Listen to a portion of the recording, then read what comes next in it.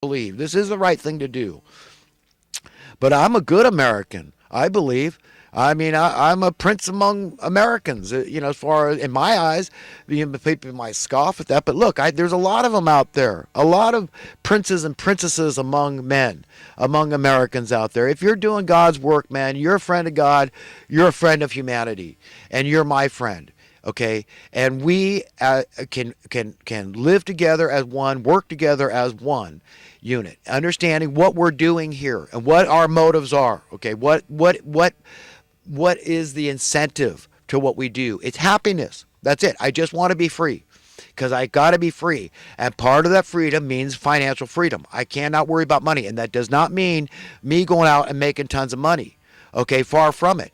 It means that we together, okay, get away from money and still maintain prosperity. Because you can't, if you see, well, how come all those other people are able to use all these possessions, have all these goods and this materialism, but I'm left out? No, we can't have that. That's disparity. That's what money has caused, that wealth disparity. Money causes the poverty. Okay, I mean, let's get realistic. If we were given our share of wealth, inherent wealth on this planet, leave all the stuff, other stuff aside, leave other people's fortunes aside, all these multi-billionaires, leave all the infrastructure, all the accumulated technologies that our foreparents have given us, leave that all aside and just focus on the earth and its inherent wealth. And God said, yes, you are entitled, because I say so, to 1/7 billionth of the inherent resources, natural resources of this earth. That means the timber. That means agricultural land. That means fish in the sea, okay? And all the minerals that are still in the earth, all of it, the oil, all this stuff, you're entitled to 1/7. How much do you think your net worth would be in terms of dollars and cents? So I like to completely moot that argument that somehow, some way, this all makes sense and money is innocent. It's just to facilitate exchange and it depends on how you use it. I've heard all the arguments, folks, but at the end of the day, we've got to get away from it. So the only reason we need capitalism at all is to wean ourselves off this fascism. That's what the crony capitalism, the communism, it's all part and parcel of the same madness, mad economic principles that can never work. Okay, the taking from the haves to give the animosity and loopholes that the rich find. No, it can never work. Never work. It always falls on the backs of the poor. We can't have it. We can't have crony capitalism just siding with the thieves, the robber barons, and these fascists. Again, that's what it really comes down to. The government working against the best interests of the people is wrong. There's no way it can be made right. It needs to be chucked, and we've got to dispel that nonsense. We've got to get away from the nonsense, folks, the madness. And we've all prescribed to it for far too long. Okay? So we've all got to come together and find common ground and understand, look, there's only two sides to be on here, the side of humanity or inhumanity. Okay, if you're on the side of humanity, then you're going to prevail. You're going to win. And here's how it's going to look. In order to get what you want, you've got to first envision it. See what you want. You have an idea. Write it down. What's it going to be like down to the smallest detail? Let's be very clear. Will there be any inequality? No, there cannot be. Okay, what does that mean? That means we cannot have money. The entire concept, it's an idea that we've got to get away from. That's what we're talking about here. But it has nothing to do with prosperity. We're going to serve each other. People, I mean, that's how they talk. They talk like, you're going to stop working.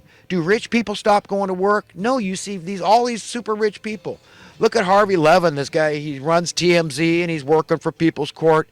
I mean, I wonder what the guy's net worth is. But you don't see him quitting. You don't see him just because he's worth hundreds of millions. And all these other people that make billions, you don't see them. They keep going to work. Some of them the hardest workers. So this idea that if we're all prosperous that we're not going to serve each other and utilize our talents is nonsense. Don't believe it. It's a lie from the pit of hell. Recently Alex Jones just was touching on this, all these guilds we have in society for different skills. And I've done a lot of work, but there's all these legalities. Like, for example, if you're an electrician or a plumber, you got to be licensed. And to a degree, you can understand, well, yeah, you better know what the hell you're doing when you're working with electricity or gas or something. But it's not against the law for a homeowner to do his own work. Understand, it's not against the law, because it's assumed that you're going to learn something. You're not just an idiot that has never heard the term electrocution, okay? And with plumbers, you got to understand, if you're going to get into plumbing, you got to understand something about water pressure. You got to understand something about leaks and what's entailed in making a proper repair. But, after watching somebody do it once, you're almost an expert, okay? With a lot of jobs are like that. A lot of mechanical jobs are like that. But there's, tips of the trade. These are trade secrets. That's what it is. These are trade secrets that a lot of people don't want out. Now the plumbers union or whatever, the guild, okay, they don't want everybody and their brother to know how to do this, because they're out there making what, 70, $100 an hour or something. And the idea that everybody out there starts learning how to, they realize, wow, hey, a monkey can do this job practically. Not nowadays, it's gotten more intellectual. I realize there's like a lot of electronic plumbing and all that kind of stuff. But these are innovations that are out there, and they're not difficult to figure out, okay? But, there might be tedious, difficult to do. I mean, wiring and plumbing and in the walls and all this stuff, it's hard to do. I've done enough of it myself to understand, it's not easy. I worked for Habitat for Humanity. I built houses. I worked with my dad. I built sailboats with him. But, so I'm very adept at doing a lot of different things. But the point here is that anybody can learn anything. Any one of us can do anything. So anybody that thinks that their job is just so important and nobody can do it, it's nonsense. I mean, look at the phone book for attorneys in Las Vegas. It'd be like if you're an attorney down there, even with the couple million people that live there, it's like winning the lottery if somebody calls you, even though you've got a 2-page ad in the phone book. Okay, there's plenty of people willing. So how do they get $300, $400, $500, $600 an hour when there's so many people willing to do the job? You see, it's all a setup. It's all this guild, right? You got the bar to protect them.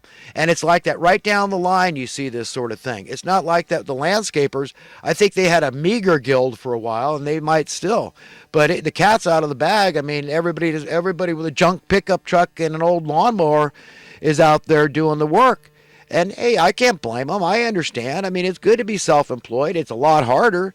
In a lot of ways, there's a lot more demanded of you, but it's tough. It really is. It's tough to be self-employed and not hire other people. But that opens up a whole nother can of worms, is hiring people. So, in terms of responsibility and difficulty, so it's none of it's easy. But the point is, and Adam Smith in his book, The Wealth of Nations, and I suggest you buy the edition. I think it's Kruger is the name of the guy that did the edition. But, I tried to read some of the editions. They were unreadable. So you got to get the right edition. It's kind of an orange cover. It's artistic. It's softback.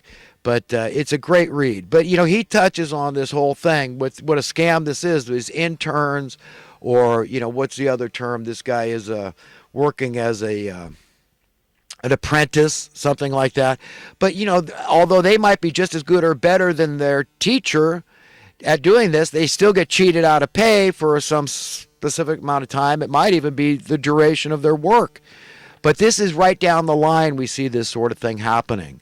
So you could see lower wages, lower costs for services happen pretty quickly if we see the cost of living starting to decline. If your cost of housing, that would set a snowball effect, a chain reaction to other things start declining, okay, in cost. Your cost of living goes down, your currency goes up in worth. This is what we're looking for in the economy, folks. People got to get it. You got to understand how this thing works. You got to understand the forces that are opposed to that. All these various special interest groups that I've touched on so many times in the past. Remember, they don't see it in their perceived or real interest to fix this problem. And it's only in their real interest on a temporary basis, very temporary, because if there's pain initially, so that's the real interest I'm talking about. They're going to feel real pain when they see that they're able to get less for rent, and then the lenders are able to lend out less, and then the real estate agents are able to sell the houses for less. There's going to be real pain experience, but it's temporary as their cost of living goes down, as the lender's cost of living goes down. The real estate agent's cost of living goes down. The landlord's cost of living starts to go down, and their currency goes up in worth. Concurrent, it's just the same thing. It's like a scale. One goes down, the other goes up, okay? So as what you're able to charge for your goods or services, whatever you have to offer is less. Don't worry, because your currency is going to be worth more. That's what's happening here. The dollar gets to be worth more. This is how we have this rising tide of prosperity across the board. This is how it benefits everyone. And even the establishmentarians, the status quo, have nothing to worry about as this thing unfolds. It just means all your servants are going to serve you of their own free will and accord, with a bounce in their steps and a song on their lips. Okay, that's it. Isn't that better than the way it is now? So I want to assuage everybody's concerns and worries out there. I don't want to hurt anybody. Okay, nobody. I just want the best for everybody, but I want to start binding the wound on the collective body of humanity where it's hemorrhaging. I want to be logical here, and people are dying out in the cold. That's where we need to bind the wound. And Donald Trump is right. Roger Stone is right. What we need is affordable housing first and foremost. You want to fix the inner cities? You want to lower the crime rate in Chicago? How can anybody be homeless in a city like that? I mean, doesn't it get below, well below freezing, if I'm not mistaken? How can treat them worse than an animal? You wouldn't allow, the Humane Society would not allow you to keep your pet out in the weather, but we're allowing human beings out there. Our answer is just build more poorhouses and keep feeding and sustaining, giving this problem sustenance, not only just maintaining it at a level of genocide. We'll feed the genocidal machine real slowly here, and maybe people won't notice. Well, now they're looking up. They're starting to notice what's going on. This is how they're paying the national debt. Remember, we are collateral. They've got a price tag on every one of our heads, okay? And whenever a person dies out in the cold or related to abject poverty, extreme poverty, where they get a disease, their immune system's broken down, they die of disease, this is a health and safety violation. I mean, where in the hell is Red Cross? Where is FEMA here? How is this okay to have this chronic homeless problem in America? How is that okay? And we're going to be in other countries helping them. And now, we're so humanitarian. Natural disaster. What did Jesus say? Where the vultures are, where the dead bodies are, that's where the vultures are gathered, right? Well, help your own people here that are dying first. Charity begins at home. Let's bind the wound where it's hemorrhaging right here locally. Fix it. Stand up against anybody that's in your way. All of us. Like that song by Ted Nugent. Stranglehold. If a house gets in my way, I'll burn it down. Whatever it takes, man. We fix this problem. We got a high arson rate in this town here in Chico. It's like the highest, I think, Butte County in the whole state. So believe me, I'm talking a metaphor about burning down the house. But the point is clear here: is that we all have to stick up for those that don't have a voice, that are out there. They're gonna die. I'm not gonna die. I'm reasonably sure I'm going to still have a place to sleep, a warm place tomorrow. But I've got brothers and sisters that aren't, and I can't live with it anymore. I'm tired of it. I've had it. I'm at my wit's end. I'm at the end of my rope. Fix the damn problem. Thank God for Donald Trump and Ben Carson. Now do what I'm telling you to do. Take half that funding, cut HUD in half, take half that funding, or cut it by 2/3, and then just take a third of that. Let the taxpayer start saving immediately. I don't care how you fix it. It'll be better in the long run. Less people will die. And go buy housing, permanent housing. It's not like food stamps. That's a consumable. It's here and gone, man. That goes right back into the system. But this thing with the housing, it just falls in a few pockets. Okay, the other is widely distributed. Okay, everybody benefits from the food stamp thing. That's a whole nother thing. And that's a temporary thing too. All this stuff's going to dry up. The poverty dries up. We don't need the social welfare workers. Your tax dollar goes up in worth. As your taxes go down.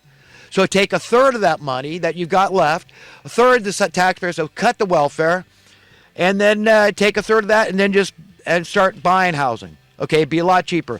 And do these modular neighborhoods. Neighborhood where people can have a nice yard. They can have any size they want, whatever it is.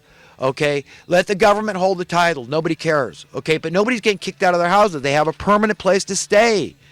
Just like we're all very sure the library will be there tomorrow and the taxpayers are going to say, yeah, we want that.